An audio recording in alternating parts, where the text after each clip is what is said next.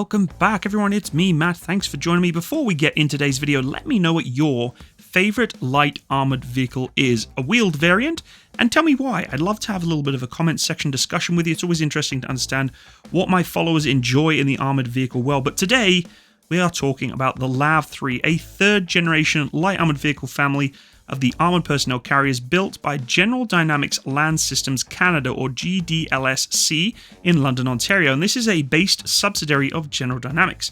It first entered service in 1999, succeeding the LAV 2, but before I get too far into understanding what this vehicle is all about, I thought it would be better to look at the vehicle firsthand, and that's exactly what I was able to do at the Canadian Tank Museum, previously known as the Ontario Regiment Museum, with a very kind and willing volunteer of the museum who actually gave me a talkthrough of the LAV 3. Now, I've never been on a LAV 3 before. I've seen a lot of LAV 6s in my Canadian Army Reservist career, so it was really nice to actually have a talkthrough of this vehicle. I want to do a massive shout out and thanks to everyone who supported this particular event at the Aquino Tank Weekend at the museum in Oshawa, Canada.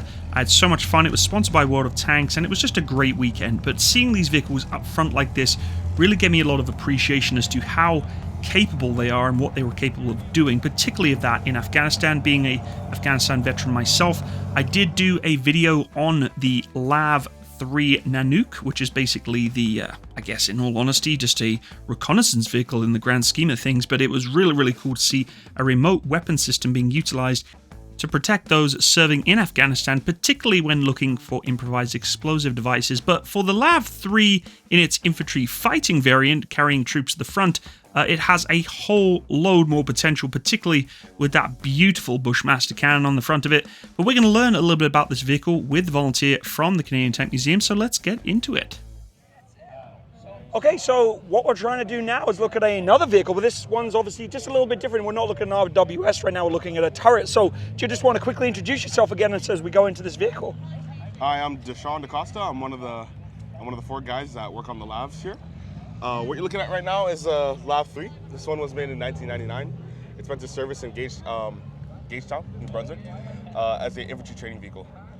So it didn't really go anywhere. Stayed in Gagetown for a majority of its life and was a training vessel. When we first got it, it was very messy, as infantry soldiers don't have to be the cleanest. But other than that, you'll see a lot of differences between the LAV Nanook, the RWS, and just a regular LAV 3. One of the big differences is that this one does not have the add-on armor, right? And it's a light armored vehicle, so this one goes tremendously faster than the other one that has that add-on armor. It has that weight, it weighs it down, so it's not gonna go that fast. This one can go about 100 on a road on a good day, and about 70 to 80 off-roads, depending on the terrain that it's on. Okay. But the big difference is there's no RWS, there's no remote weapon system. We actually have a turret. So what you're gonna find on the turret is three main defensive systems. You're gonna find the main one is a 25mm Bushmaster cannon. The Americans call it the M242 25mm chain gun. And then supporting that, there's a coaxial mount for a C6 or C9 GPMG. It would usually be a C6 GPMG that'd be used by the crew commander, who is on the right side of the turret. You have the crew commander on the right side, the gunner on the left side. Driver would sit right here, and then if it was used for armored reconnaissance, you'd have a guy in the back. But this one is used for mechanized infantry, so you have a section about like 8 guys in the back. Wow. 8 guys in the back, so a crew of 3 that operate, and then 8 guys in the back that would dismount whenever needed. And yeah, let's take a look at the back and see what the difference is. The seats between, you'll see the suspended seats. It's one of the earlier versions, so this one's 1999, one of the oldest ones. Okay. And you'll see the difference between the actual seats. So this actually has bench seats. Oh yeah, definitely. Right? And then we learned from the war that we were going through a lot of mine blasts, and having suspended seats was such an asset to have. Sure. And you'll see the difference. So we actually switched that, as you can see in the RWS. Mm-hmm. We switched from bench seats to suspended seats. Mm-hmm. Prevented a lot of injury, and you'll see that the characteristics of this one is more boxy than the RWS. The RWS has more deflection points from mine blast, when this one didn't, because this is one of the older ones, and RWS is newer. Okay. RWS is 2001, this is 1999. Interesting. So you'll see a lot of different characteristics like that. We have our mascot in the back, Georgie. But This one, instead of having that sort of stationary basket with that one joystick, it has two joysticks. One for the gunner and one for the crew commander. Crew commander has that battle override, so if he needs to take control of the situation, he can definitely do that. But this whole thing, that turret basket spins on its own 365 degrees, and well, not with this on, but ideally 365 degrees for armored reconnaissance, and when we take care of that, we'll hop inside and hop up there, and you guys can get a bird's eye view of the turret. Sure. Okay. Right, so while we're up here, you'll see a lot of different things.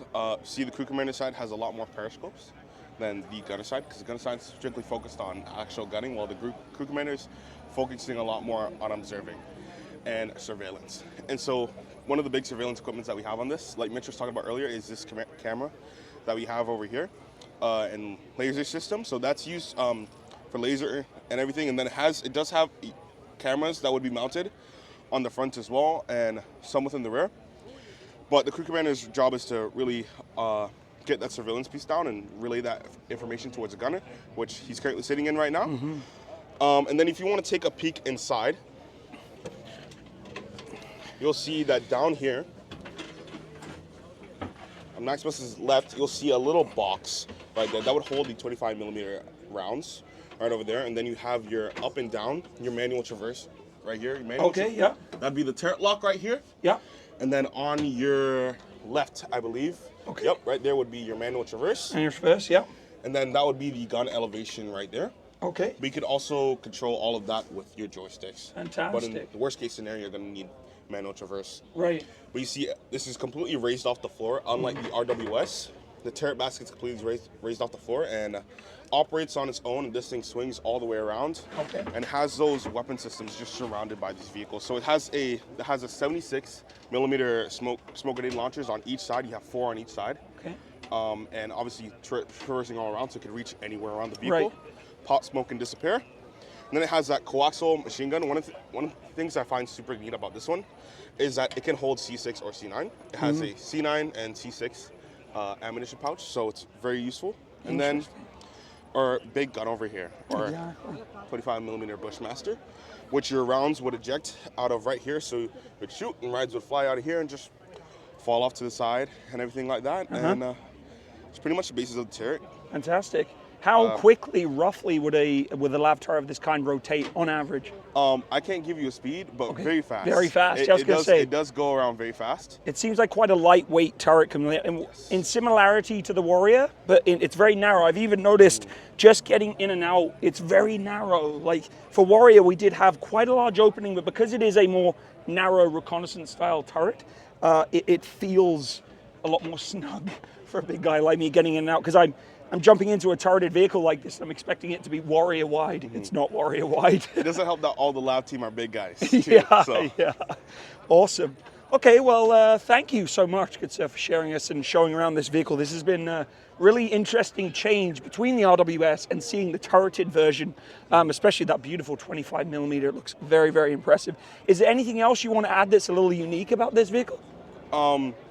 Not too much on uniqueness. One of the big ways you could tell if a lav is being used for armored or infantry is the coffin on the back, the coffin box, which is right here.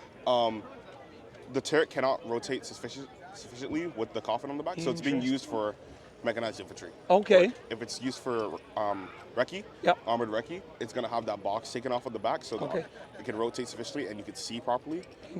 So that's one of the big differences, one of the cool things I tell people about that. Also, a cool thing is that this thing wasn't always called the LAV 3. It was called the Kodiak, which is pretty cool. Wow, I didn't know that. These things are made right here in Canada, in London, at General Dynamics Land Systems of Canada. So it's a really interesting piece of kit. I love talking to people about how Canadian this vehicle is. And, you know, we don't really have a lot of Canadian vehicles in Canadian Forces, but when it comes to LAVs, it's our bread and butter. It's our maple syrup. It's our maple syrup. I like that. I love telling people about this vehicle. I love telling people about the service that this vehicle has done in Afghanistan. And even just domestic operations. These LAVs would go to flooding areas because they're so high off the ground. Very easy to be able to go on floods, and they have a central entire inflation system on their own, so they can work on really any sort of terrain.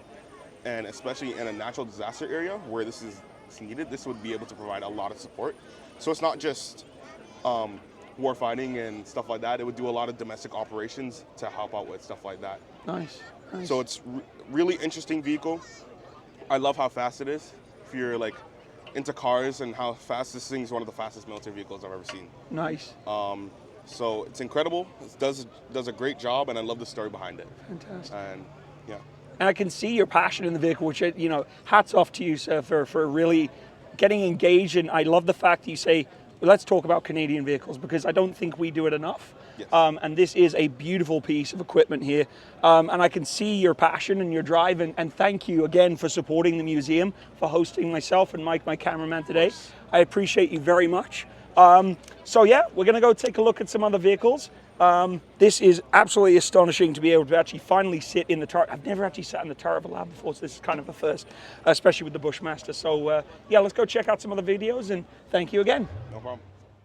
And finally, I want to do a massive shout out to the Royal Canadian Dragoons. Thank you guys for actually participating in the event and helping to showcase and promote the Canadian Forces, because events like this really are really important to get people aware of armoured units that do exist, reservist and full-time armoured units that exist for the Canadian Forces. And the Royal Canadian Dragoons really did a great job of showcasing the equipment on an extremely hot day at the Aquino Tank Weekend. And I really do think that the young trooper that was actually involved in showcasing the vehicle we're going to see in a second did a really good job of just explaining what it's all about. But I'd like to see if any of you made it to the end of this video and tell me what this vehicle is. Yes, what is this little World War II vehicle that we're about to see fire? Because not many people know exactly what this is, and it's interesting to see what everybody's, I guess, expertise is in light armored or reconnaissance vehicles. So let me know what it is in the comment section below. Thanks again for watching, everyone, and I hope you enjoy your day. Take care. Bye-bye.